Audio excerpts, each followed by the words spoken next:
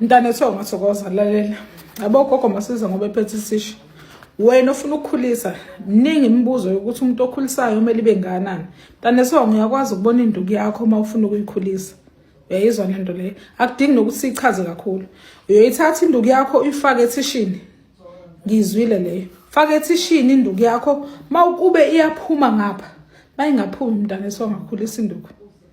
Ulungele ukuthi ungayikhulisa futhi ikhule indlule. Mawuyifaka la ayiphume ngapha ethishini. Angithi le imbobo linganisa ke thatha induku yakho uyifake ubone ukuthi iyafitha yini la. Mayingafithi usho ukuthi udinga ukuyikhulisa bese iyagcwala. Gogo Masiza lokhulumayo. Cela ulike ushare le video. Uyosizakala mntana ethu angisho kabi. Kodwa mawudinga usizo uyothola kugogo Masiza. Kukhona abantu abadingayo usizo kodwa umuzi umuntu ehluthuka ngenxa yokuthi akafuni ukusukuma. Sukuma bayalithola usizo abanye uzophila. Makhosi. Like ushare le video mntana ethu ngasesimakhosi ibambe.